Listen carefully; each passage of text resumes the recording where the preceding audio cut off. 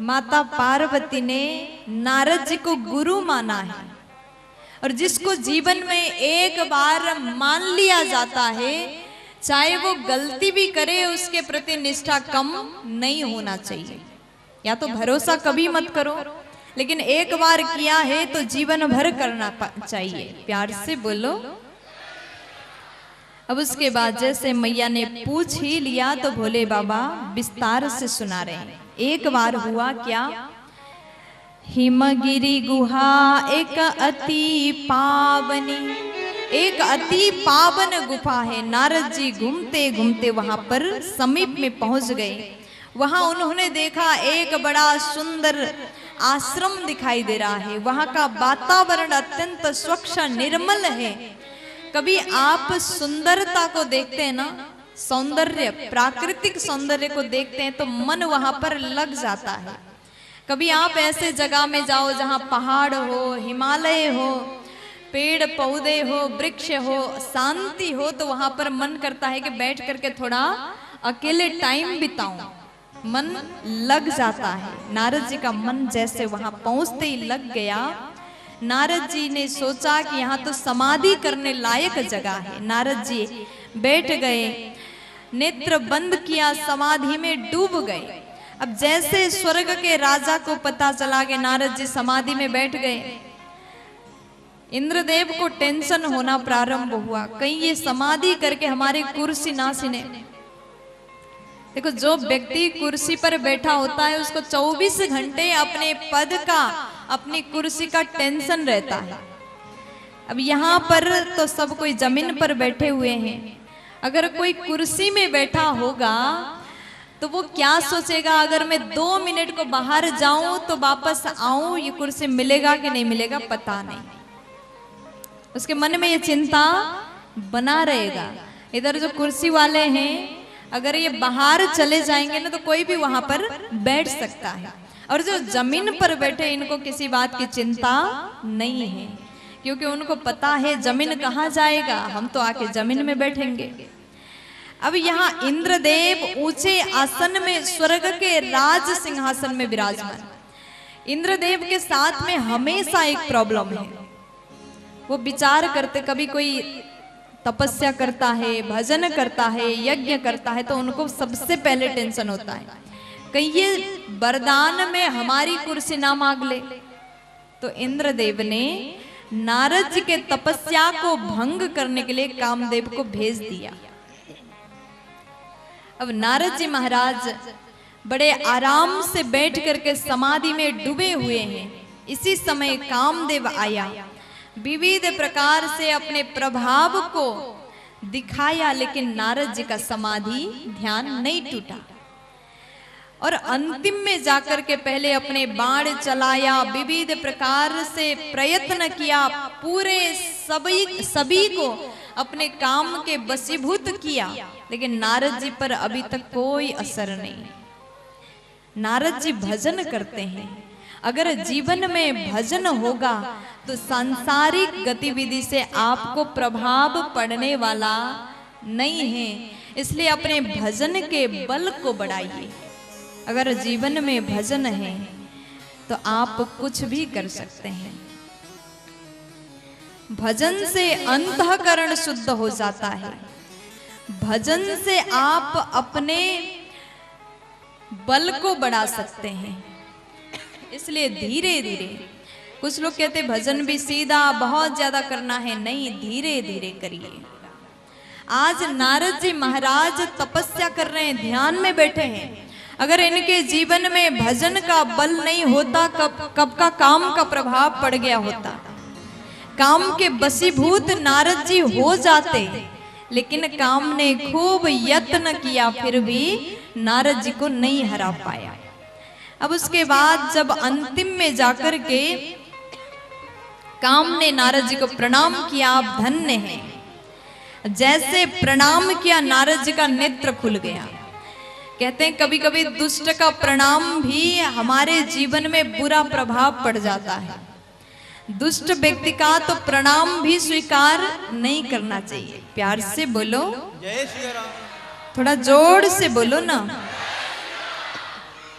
अब जैसे काम ने प्रणाम किया, नारद जी महाराज को कहा, महाराज आप धन्य हैं, आपके ऊपर काम का प्रभाव नहीं पड़ा।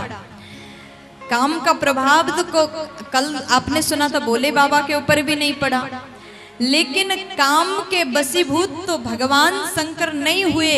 लेकिन जैसे कामदेव को देखा, क्रोध के कारण उसको जला दिया, भस्म कर दिया। लेकिन आज नारद जी को देखिए, काम को देखने के बाद भी नारद जी को क्रोध नहीं आया, मुस्कुरा रहे हैं। और कामदेव वहां से जैसे गया, नारद जी विचार करे, भोले बाबा ने काम को जीता था, हमने भी जीत लिया, लेकिन भोलेनाथ को क्रोध आया था, लेकिन हमें नहीं आया। अब नारद जी मन में क्या विचार करने लगे, हम तो बाबा शंकर से भी बड़े हो गए। काम को जीता, क्रोध को जीता, लेकिन अभिमान तुरंत मन में प्रवेश कर गया। अब नारद जी को लगा कि हम किसे जाकर के बताएं, इतनी बड़ी बात हो गई, काम क्रोध को जीता, छोटी मोटी बात थोड़ी है। नारद जी महाराज सीधा वहां से कैलाश में गए, शंकर भगवान से कहा, बाबा कैसे हैं, बढ़िया। नारद जी बातें करते हैं, बात करते करते देखो, जो व्यक्ति बहुत ज्यादा बोलता है ना, उसको अपनी हर तरह की सुनाने की आदत होती है। कोई भी थोड़ा सा प्रगति किया, तुरंत पूरे मोहल्ला में सुना दिया। नारद जी गए हैं काम क्रोध को जीत करके भोलेनाथ से कहते हैं, बाबा शंकर को लग रहा है कि नारद जी आए हैं तो राम कथा सुनाएंगे। लेकिन नारद जी जब से गए, राम कथा नहीं, काम कथा सुनाने लगे। मुझे हराने के लिए काम आया, बाबा आपने तो काम के ऊपर विजयी पाया, हमने तो क्रोध के ऊपर भी विजयी पाया। काम को और क्रोध को दोनों ही जीत लिया। प्यार से बोलो। बाबा भोलेनाथ के सामने जाकर के नारद जी क्या कह रहे हैं, आपने तो काम के ऊपर विजयी पाया था, हमको देखिए हमने तो क्रोध के ऊपर भी विजयी पाया। अब नारद जी महाराज ने पूरी सुनाया, उसके बाद उठ के जाने लगे। अब जिसको सुनाने का आदत हो, एक जगह से उठ करके दूसरी जगह भी पहुंचना पड़ता सुनाने के लिए। नारद जी महाराज ने जैसे बाबा को कहा, तो मैं चलता हूं, भगवान को टेंशन हुआ ये जाकर के नारायण भगवान को न सुना दे। तो बाबा ने कहा कि देखो नारद जी, अच्छी बात है, काम क्रोध के ऊपर आपने विजयी पाया, मुझे तो सुना दिया, नारायण भगवान के पास जाकर के मत सुना देना। अब नारद जी को लग रहा है मैं क्यों न सुनाऊं, ऐसा लगता है कि ये मुझसे जल गए हो, भगवान शंकर को जलन हो रहा है इसलिए मना कर रहे हैं। अब उसके बाद नारद जी महाराज भगवान शंकर के बात को ना मान करके सीधा पहुंचे। कहाँ पहुंचे? वैकुंठ में पहुंचे, जहां भगवान नारायण विश्राम कर रहे हैं, शेष सैया में विराजमान है।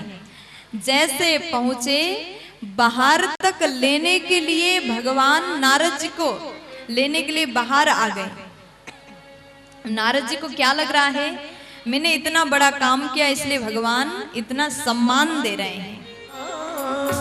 आज नारद जी को देख करके तुरंत भगवान अपने आसन से खड़े हो गए। देखो, आप कभी बड़े व्यक्ति के घर में जाओ और वो उठ करके आपके लिए सम्मान करने के लिए बाहर तक आते हैं, तो इसमें अपना सौभाग्य मत मानिए, ये आपका दुर्भाग्य है कि आपसे श्रेष्ठ व्यक्ति उठ करके आपका सम्मान स्वागत कर रहा है। ये स्वयं के लिए दुर्भाग्य की बात है, लेकिन जब अभिमान हो जाए तो ये ज्ञान नहीं रहता। नारद जी को क्या लग रहा है, भगवान खड़े हो गए और तारीफ करते, अरे वाह नारद जी आप आए, बैठिए बैठिए। ऋषिवर आसन में बिठाया तो नारद जी को मन में अभिमान हो रहा है, इतना बड़ा काम करके आया, इसलिए भगवान तक लगता है खबर पहुंच गया, इसलिए इतना ज्यादा सम्मान कर रहे हैं, खुश हो गए। अब यहाँ भगवान क्या करते हैं, जब भक्त को अभिमान हो जाए, अभिमान का चिंगारी प्रवेश कर जाए भीतर, तो भगवान हवा देते हैं और उसको आग के रूप में बदलते हैं ताकि जल्दी इसका अभिमान खत्म हो जाए। भगवान ने नारद जी का अभिमान को बढ़ाया। अरे वाह नारद जी आपने बहुत अच्छा काम किया, बड़े खुशी के साथ में नारद जी पूरी काम कथा सुनाते हैं। फिर मैंने ऐसा किया, फिर ऐसा हुआ। महाराज मैंने तो काम और क्रोध को दोनों को जीत लिया। भगवान नारायण मन में हंस रहे हैं, बेटा ये गलत हो रहा है, अब आपके इस अभिमान को मुझे तोड़ना पड़ेगा। अब नारद जी महाराज भगवान नारायण से बातें करके वहां से निकल गए। अब जैसे नारद जी महाराज निकल गए तो वहां पर रास्ते में एक विशाल नगर दिखाई दिया। कैसा नगर है? अत्यंत सुंदर। नारद जी कहते हैं जाते टाइम तो ये नगर नहीं था, आते टाइम कहां से बना? नारद जी मन में विचार करते, हो सकता जाते टाइम में बाईपास से गया था, अभी सिटी में घुस गया हूं तो यहाँ पर नगर दिख रहा है। नारद जी ने जैसे देखा उस नगर के जितने नर नारी हैं इतने सुंदर हैं, इतने सुंदर हैं, उस सौंदर्य का कोई वर्णन ही नहीं है। नगर भी इतना सुंदर। ये नगर कोई साधारण नगर नहीं था, साक्षात भगवान ने अपने माया द्वारा बनाया नगर था। और उस नगर के महाराज हैं सील निधि। और नारद जी ने लोगों से पूछा कि भैया ये नगर का नाम क्या है और इस नगर के राजा कौन है, यहाँ पर क्या कार्य हो रहा है? तो लोगों ने कहा कि महाराज सील निधि की पुत्री का विवाह समारोह हो रहा है, स्वयंवर होने जा रहा है। यहाँ पर बहुत जगह के राजकुमार आएंगे और जिसको राजकुमारी विश्व मोहनी जिसको माला डाल देंगी उसी के साथ में विवाह होगा। बस वही कार्यक्रम चल रहा है। अब नारद जी भीतर गए। जैसे नारद जी महाराज अंदर प्रवेश करते हैं, नारद जी महाराज का स्वागत किया। एक ऋषि मुनि संत जान करके राजा ने स्वागत किया और भीतर लेकर के गए। कहा महाराज मुनिवर आप पधारे हैं, मेरी पुत्री का स्वयंवर होने जा रहा है, आप जरा हस्तरेखा देख करके बताइए कि उसके भाग्य में क्या है। नारद जी बोले ठीक है, बच्ची को ले आओ। जैसे राजकुमारी आई, नारद जी को देखना था हाथ, चेहरा देख के वो रह गए। इतना सुंदर, इतनी सुंदर, इतनी सुंदर, नारद जी स्वयं को भूल गए उस सौंदर्य के सामने। नारद जी महाराज सोचे कि इस लड़की से तो मुझे ही विवाह करना चाहिए, ऐसी सुंदर नारी कहाँ मिलेगी, इसको तो हाथ से निकलने नहीं देना है। प्यार से बोलो। अब राजा कह रहे हैं नारद जी बताइए ना भाग्य में क्या है। तो नारद जी हाथ में देखते हैं और हाथ में था कि इस लड़की का, इस कन्या का विवाह उसी के साथ होगा जो अजन्मा होगा, अमर होगा। लेकिन नारद जी विचार ये कर रहे हैं जिसके साथ में इसका शादी होगा वही अमर हो जाएगा, वही अजन्मा हो जाएगा, वही जगत के मालिक हो जाएगा। अब नारद जी इतना कह करके जल्दी जल्दी अब खुद के पास में समय कम है। अब नारद जी बाहर निकले और नारद जी ने सोचा, अब मन में विचार करते हैं इस विश्व मोहिनी के साथ में शादी तो मुझे करना है, अब क्या किया जाए। तपस्या करके भगवान से वरदान मांगो वो भी समय नहीं है, इधर स्वयंवर का टाइम हो रहा है, किसी और राजकुमार ले गया तो मेरा फिर क्या होगा। नारद जी के मन में विवाह करने का मन हो रहा है। अब नारद जी महाराज सोचते हैं समय कम है, क्या करूं, तपस्या करूं, बैकुंठ जाऊं, भगवान का भजन करूं, कैसे भगवान रिझेंगे, कैसे भगवान आएंगे। तो तुरंत नाम जप करने प्रारंभ करते हैं। नारायण नारायण श्रीमन नारायण नारायण नारायण नारायण नारायण श्रीमन नारायण नारायण नारायण नारायण नारायण भजमन नारायण नारायण नारायण हो नारायण नारायण भजमन नारायण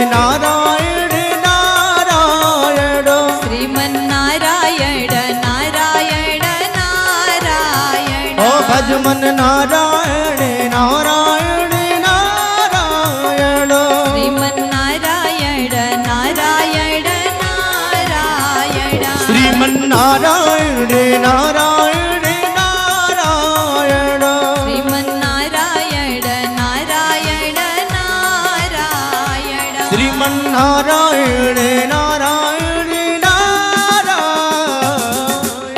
अब जैसे समय नहीं था नारद जी के पास में, जल्दी जल्दी भगवान का नाम उच्चारण किया, भगवान वहीं पर प्रकट हो गए। अब नारद जी ने जैसे देखा, धन्य है प्रभु, मैं आपको याद कर रहा था और आप आ गए। भगवान बोले क्या काम है बताइए। नारद जी बोले प्रभु ज्यादा काम नहीं है, बस एक कृपा कर दीजिए। भगवान बोले क्या। नारद जी कहते हैं आपन रूप देहु प्रभु मोई, आप अपना चेहरा मुझे कुछ समय के लिए दीजिए। भगवान बोले चेहरा भी कोई मांगता है। देखो अगर आप शादी में जा रहे हैं, खुद की शादी है और किसी और के शादी में जा रहे हो, तो दूसरों के दोस्त की कपड़े मांग सकते हो, ज्वेलरी मांग सकते हो, चेहरा कोई थोड़ी देगा। प्यार से बोलो जय सिया राम। नारद जी बोले प्रभु सब ठीक है, टाइम कम है, जल्दी अपना चेहरा हमको दीजिए। अब नारद जी ने जैसे रूप मांगा, भगवान बोले क्या काम है बताइए। चेहरा तो मैं दूंगा, मना नहीं कर रहा हूँ, लेकिन बताइए ना आपको करना क्या है। नारद जी बोले विश्व मोहिनी के साथ में शादी करना है, जल्दी दीजिए अपना रूप। अगर आपने विलंब किया तो कोई और राजकुमार उस कन्या को ले जाएगा, फिर मेरा क्या होगा। ज्यादा बातें मत करिए, जल्दी दीजिए अपना चेहरा। भगवान मन में सोचे चेहरा मेरा और विवाह तुम्हारा, ऐसा थोड़ी होने दूंगा। और अंतिम में जाकर के नारद जी कहते हैं कि प्रभु समय कम है, आप सब जानते हैं, आपसे कुछ छुपा नहीं है, वही करिए जिससे नाथ मेरा हित होगा। जेहि विधि नाथ होई हित मोरा, जहि विधि नाथ होई हित मोरा, जेहि विधि नाथ होई हित मोरा, जहि विधि नाथ होई हित मोरा, करहूँ सुबेगी दास में तोरा, करहूँ सुबेगी दास में तोरा, करहूँ सुबेगी दास में तोरा, करहूँ सुबेगी दास में तोरा।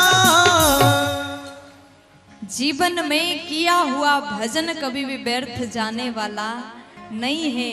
नारद जी का आज बुद्धि चकरा गया है। उन्होंने विचार किया कि उस लड़की के साथ में शादी तो मैं ही करूंगा, उसके लिए कुछ भी करना पड़े, प्रभु आप अपना रूप दीजिए। लेकिन भगवान थोड़ा सा लेट कर रहे हैं, तो अंतिम में क्या कहते हैं, जेहि विधि नाथ होई हित मोरा, जो करने से आपको अपने भक्त का कल्याण हित दिख रहा है वही करिए, समय नहीं है, जल्दी करिए। भगवान बोले नारद जी ठीक है आप जाइए, मैं वही करूंगा जो करने से आपका हित होगा।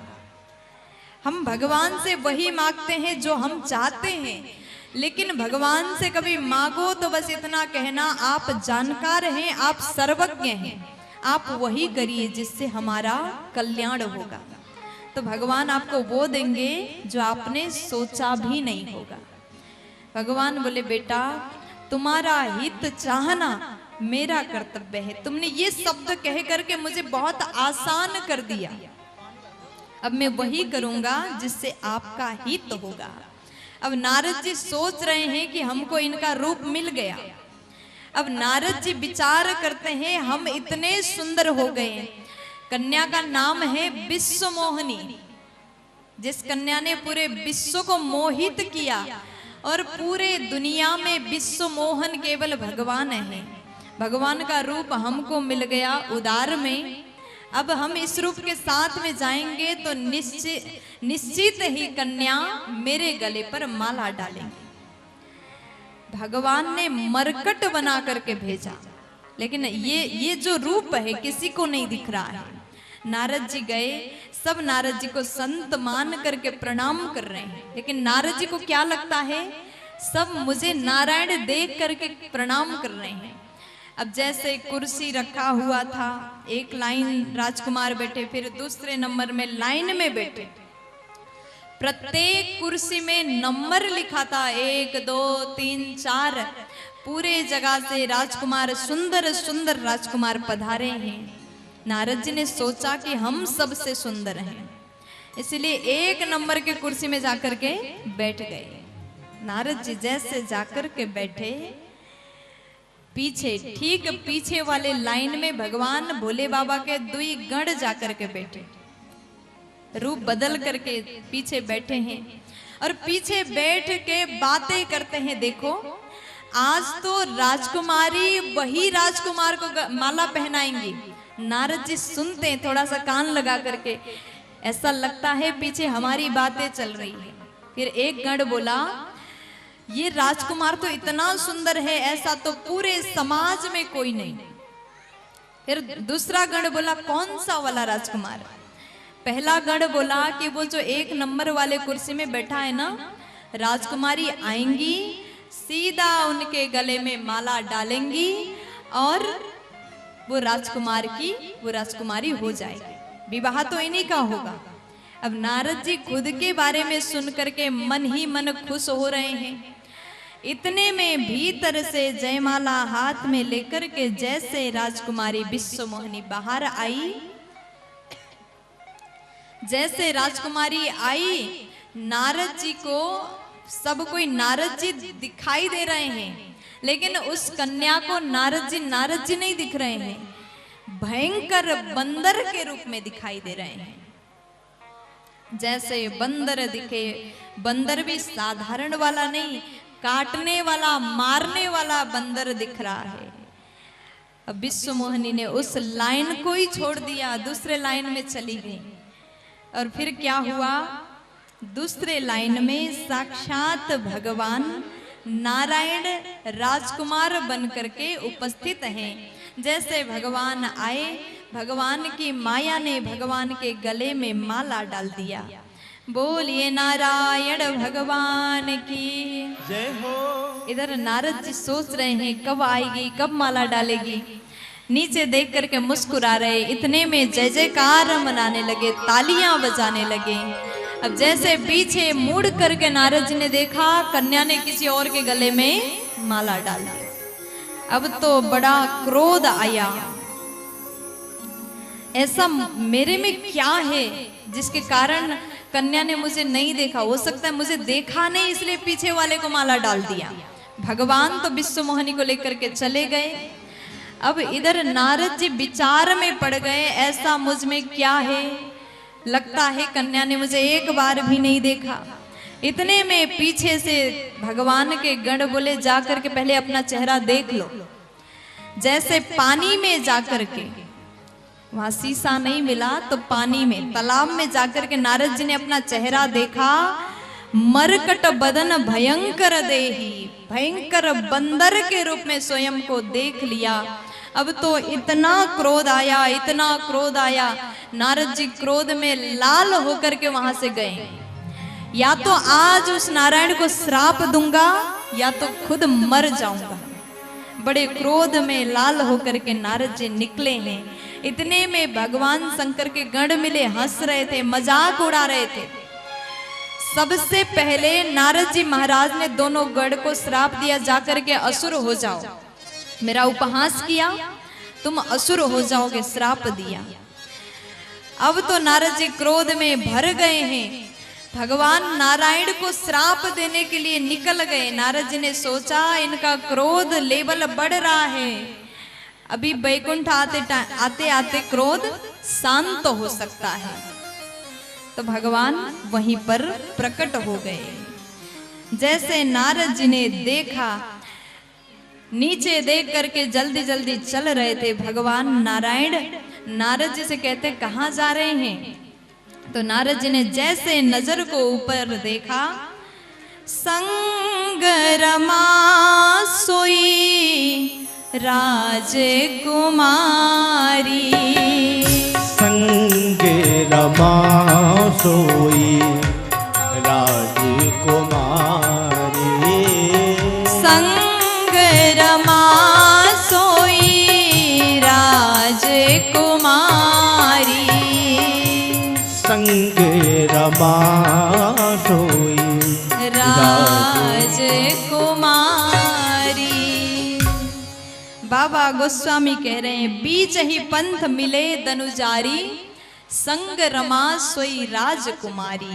नारद जी ने देखा भगवान नारायण बैकुंठ जा रहे थे। नारद जी मिलने के लिए, श्राप देने के लिए भगवान को लगा जब तक यहाँ आएंगे इनका क्रोध खत्म हो सकता है। देखो भक्त बहुत देर तक गुस्सा नहीं रह सकता, क्रोध समाप्त तो हो जाएगा, इसलिए बीच पंथ में ही भगवान मिल गए। नारद जी ने जैसे नजर उठाया, साथ में लक्ष्मी जी हैं और साथ में एक तरफ है लक्ष्मी मैया, एक तरफ वही राजकुमारी। जैसे देखा क्रोध और बढ़ गया। और आज नारद जी कहते हैं, आज मैं आपको छोड़ूंगा नहीं। मेरे साथ में इतना बड़ा छल किया, मुझे अपना रूप, मैंने आपसे क्या ही मांगा था, आपका रूप मांगा था, विवाह करने जा रहा था, कुछ देर के लिए अपना चेहरा देते, आज मेरा शादी हो जाता, बढ़िया घर बस जाता। जलन के मारे वहां भी पहुंच गए, उस राजकुमारी से शादी करने के लिए पहुंच गए। आप परम स्वतंत्र हैं, आपके ऊपर आदेश करने वाला कोई नहीं है। आज महाराज छोड़ूंगा नहीं, अच्छे घर में बहना भेजा है, आज मैं श्राप दूंगा।